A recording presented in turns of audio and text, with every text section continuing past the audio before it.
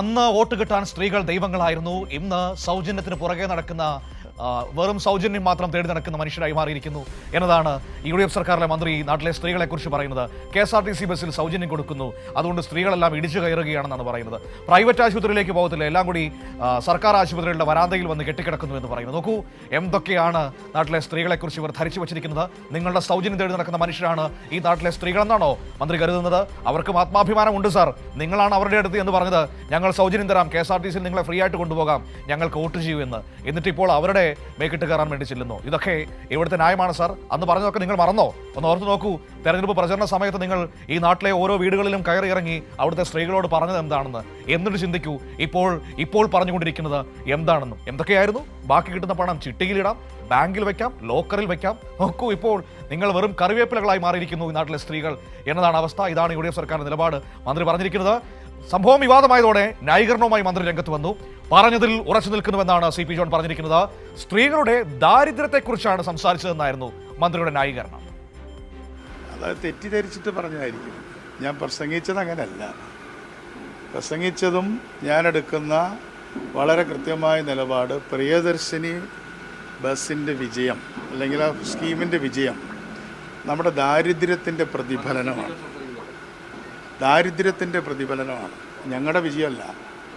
എന്നാൽ അതേപോലെ തന്നെ നമ്മുടെ ആശുപത്രിയിൽ ചെല്ലുമ്പോൾ ഒരു രക്ഷയില്ല ആളുകൾക്ക്, അല്ലേ?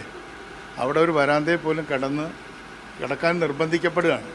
അപ്പോൾ പൊതുജന ആരോഗ്യം, പൊതുഗതാഗതം, ഈ രണ്ട് സ്ഥലത്തും പോകാൻ ആളുകൾക്ക് നിർബന്ധിതരാകുന്ന, അല്ലെങ്കിൽ അവർക്ക് വേറൊരു മാർഗ്ഗമില്ല പോകാനായിട്ട്.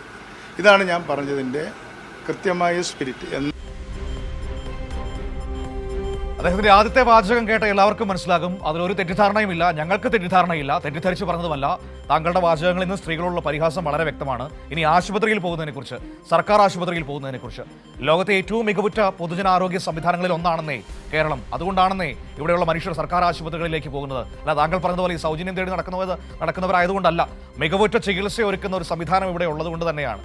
ഉദ്ദേശം വളരെ വ്യക്തമാണ്. എല്ലാവരും സ്വകാര്യ ആശുപത്രിയിലേക്ക് പൊക്കോളാനാണ് പറയുന്നത് കേട്ടോ കേരളത്തിന്റെ ഗതാഗത മന്ത്രി. എന്താണുള്ള സംഗതി കൊള്ളാം. ഇപ്പോൾ ഉമേഷ് കൂടി എന്നോടൊപ്പം ചേരുകയാണ്. ഉമേഷേ, മുഴുവൻ ന്യായീകരണമാണ്. ഈ പറഞ്ഞതുപോലെ ഞാൻ ഈ നാട്ടിലെ സ്ത്രീകളുടെ ദാരിദ്ര്യത്തെക്കുറിച്ചാണ് പറഞ്ഞത് എന്നൊക്കെയാണ് പറഞ്ഞു വെക്കുന്നത്. എനിക്ക് അദ്ദേഹത്തിന്റെ ആദ്യത്തെ പ്രസംഗം കേട്ടിട്ട് അത് ദാരിദ്ര്യത്തെക്കുറിച്ചാണ് എന്നൊന്നും തോന്നില്ല. അത് കൃത്യമായ അധിക്ഷേപം തന്നെയായിരുന്നു.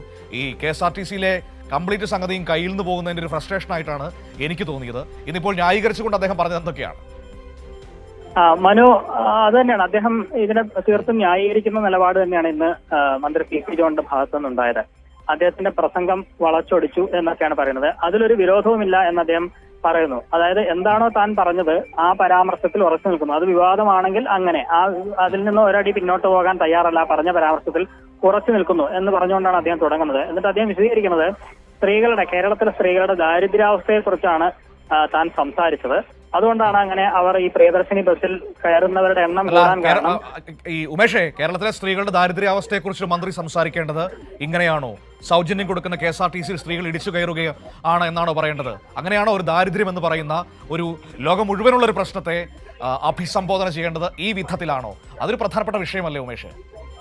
അതെ, അത് അദ്ദേഹത്തിനോട് ചോദിക്കുകയുണ്ടായി. ഏത് സാഹചര്യത്തിലാണ് അങ്ങ് ഇങ്ങനെ ആ തരത്തിൽ സംസാരിച്ചത്? കാരണം അവിടെ കേട്ടിരുന്നവരിൽ കൈയടിക്കുന്ന സാഹചര്യം കൂടി ഉണ്ടായി. അപ്പോൾ അവരെ കൂടി തൃപ്തിപ്പെടുത്തുന്ന ഒരു പ്രസ്താവനയാണ് CP ജോണിന്റെ ഭാഗത്തുനിന്ന് ഉണ്ടായത് എന്നുള്ളത് വ്യക്തം. അതേക്കുറിച്ച് അദ്ദേഹത്തോട് ചോദിക്കുമ്പോൾ അങ്ങനെ ഉണ്ടായിട്ടില്ല എന്ന് അദ്ദേഹം പറയുകയാണ്. അതായത് നമ്മൾ മുഖ്യമന്ത്രി സമ്മേളനമായിരുന്നല്ലോ, അവരല്ല കൈയടിച്ചത്. അതെ, സ്വകാര്യ ബസ് ഉടമകളുടെ യോഗം തന്നെയായിരുന്നു.